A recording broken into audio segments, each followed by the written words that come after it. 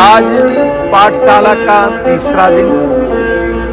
कल की पाठशाला में हम लोगों ने श्रवण किया कि जब तक परम तत्व की अनुभूति नहीं हो जाएगी, उस शिव तत्व का अनुभव नहीं होगा, तब तक सांसारिक कितना भी वस्तु जुटा ली जाए, व्यक्ति जुटा लिए जाए, जीवन में कोई किसी प्रकार का आपके फायदा होने वाला नहीं है।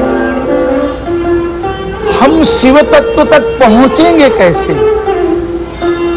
तो हम आज की पाठशाला में मनोभाव के ऊपर चर्चा करेंगे कि हमारा मनोभाव कैसे काम करता है। सूत्र कुछ उपनिषद के हैं।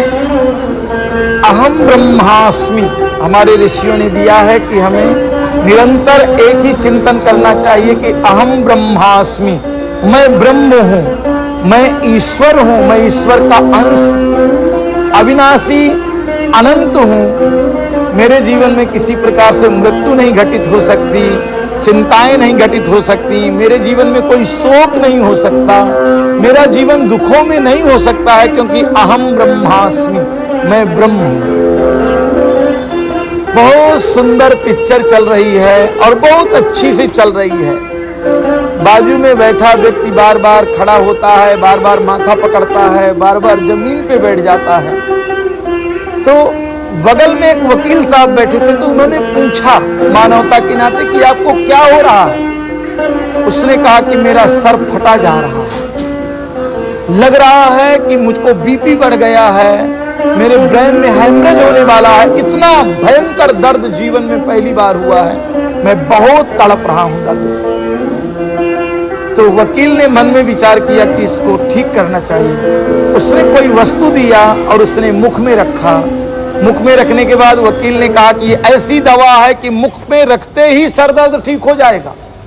भयंकर से भयंकर ब्रेन हेमरेज और भयंकर से भयंकर बीपी इस दवा से ठीक की जा सकती है, क्योंकि एक्चुअल मैं बहुत एक अच्छे क्वालिटी का डॉक्टर हूं। जैसे उसने दिया, उस बंदे ने मुख में रखा, सेकेंड ही लगे होंगे कि उसका सर दर्द ठीक हो गया। पिक्चर बहुत भाव से देखने लगा, बड़ा उत्साहित होकर के देखने लगा। तो बगल वाले वकील साहब ने कहा कि आपका सर दर्द ठीक है? बोले हाँ। और 2 घंटे की पिक्चर उसने देखी। बाहर निकलने लगे तो वकील साहब ने कहा कि अब एक काम करो कि वो जो रखे हो मुंह में, वो निकाल के मुझको दे दो, क्योंकि मेरे कोट की बटन थी।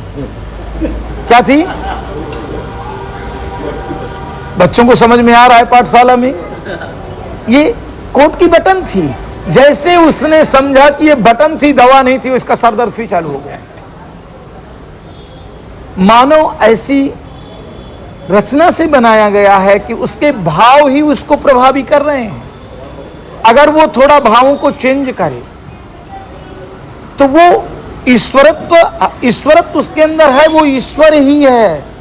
ईश्वर के सिवा मानव कुछ भी नहीं है। मानव मात्र ईश्वर है, परंतु उसने गलत भावनाएं अपने अंदर व्यक्त किया। मैं ब्राह्मण हूं, मैं क्षत्रिय हूं, मैं शूद्र हूं, मैं अच्छा पढ़ा लिखा हूं, मैं बुरा पढ़ा लिखा हूं। ये मानव के लिए अभिश्राप भी है उसका बनना, और वरदान भी है उसका बनना। एक अभिश्राप भी है।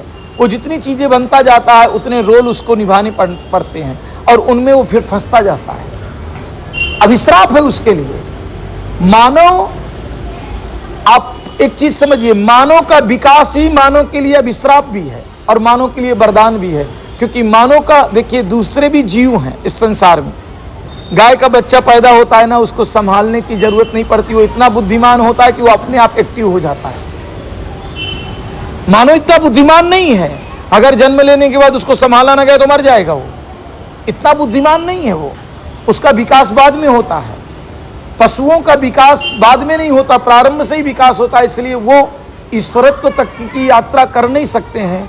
मानव का विकास बाद में होता है, इसलिए मानव के लिए वरदान भी है कि वो अपने आप को ब्रह्म बना सकता है और ब्रह्म बन सकता है वो, क्योंकि एको ब्रह्म द्वितीयो नास्ति अहम ब्रह्मास्मि। संसार में एक ही ब्रह्म है, दूसरा कुछ भी नहीं है। और वो ब्रह्म क्या है? बोले मैं ब्रह्म हूं, आप ब्रह्म हो। आप ये बनने की कोशिश की, भावनाओं के कारण ही आप दुखी हुए हैं। और सरलता से बच्चों को समझाना है तो मैं और एक बात, बच्चे तो आप कोई नहीं हो, किसी की 70 साल उम्र है, किसी की 80 साल, जबकि मेरी तो अभी कम ही है, परंतु स्टूडेंट तो हाई है पाठशाला के। नागार्जुन के पास एक व्यक्ति पहुंचा और उसने कहा कि मैंने बहुत प्रकार के जप, बहुत प्रकार के यज्ञ और बहुत प्रकार के दान किए हैं, आज तक मुझे परमात्मा की कोई अनुभूति नहीं हुई, कोई अनुभव नहीं हुआ है। अब मेरा अंतिम समय आ रहा है, मैं घबरा रहा हूं। नागार्जुन मुस्कुरा करके बोले कि घबराने की कोई जरूरत नहीं है, ओनली 145 डे, 45 दिन में मैं तुझे परमात्मा से मिला लूंगा। उसने कहा करना क्या होगा? बोले कुछ नहीं करना होगा, एक अनशन में बैठना होगा, आवश्यक हो तो थोड़े फल और तुम पानी ले सकते हो। सामने मेरे आश्रम के एक गुफा है, गुफा साकरी है, थोड़ा संभाल के घुसना है उसमें, और घुसने के बाद अंदर बैठ करके निरंतर तुम चिंतन करोगे कि मैं भैंस हूं, मैं भैंस हूं, मैं भैंस हूं, मैं इंसान नहीं हूं, मैं भैंस हूं। जैसे वो गुफा के अंदर गया और उसने चिंतन प्रारंभ किया कि मैं भैंस हूं, मैं भैंस हूं, 45 डे बाद नागार्जुन पहुंचे और बोले मित्र उठो, बाहर आओ। उसने कहा मैं आ ही नहीं सकता हूं क्योंकि मेरी सींगें इतनी बड़ी हैं, मेरा आकार इतना बड़ा है, मुश्किल से तो मनुष्य इसके अंदर घुसा था, अब तो भैंस हो गया वो, अब मैं भैंस हूं पूरी तरह से, मेरी पूंछ भी है, मेरे 4 पैर भी हैं, और वो 4 पैरों से, 2 हाथों से, 2 पैरों से चलने का अभिनय भी करने लगा। नागार्जुन घबराए, बहुत प्रयत्न किए गए, शिष्यों ने प्रयत्न किया, सबने बताया कि तू मनुष्य है, पर वो मानने के लिए बिल्कुल भी तैयार। लास्ट में एक रस्सी लाई गई, जैसे भैंस के गर्दन में रस्सी बांधी जाती है, उसके गर्दन में रस्सी बांधी गई, बड़े मुश्किल से बाहर निकला। उसने कहा कि ये कर क्या रहे थे आप? बोले मैं ये समझाने का प्रयास कर रहा हूं कि जो तुम्हारे विचार हैं वही तुम हो। तुम अगर निरंतर चिंतन करो कि मैं ब्रह्म हूं, मैं ईश्वर का अंश हूं, मैं परमात्मा का अंश हूं, ईश्वर अंश जीव अविनाशी, चेतन अमल सहज सुख राशि, सहज तुम्हें सुख सहजता से प्राप्त है, आनंद सहजता से प्राप्त है, जीवन में अविनाशी आप हो, और आपने क्या माना है कि मैं मरने वाला हूं।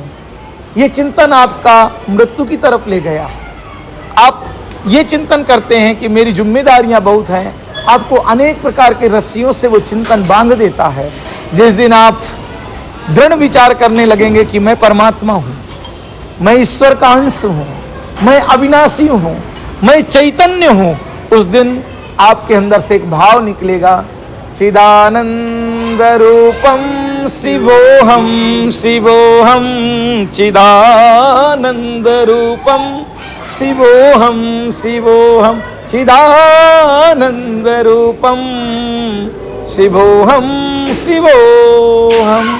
आज की पाठशाला का यहाँ विश्राम।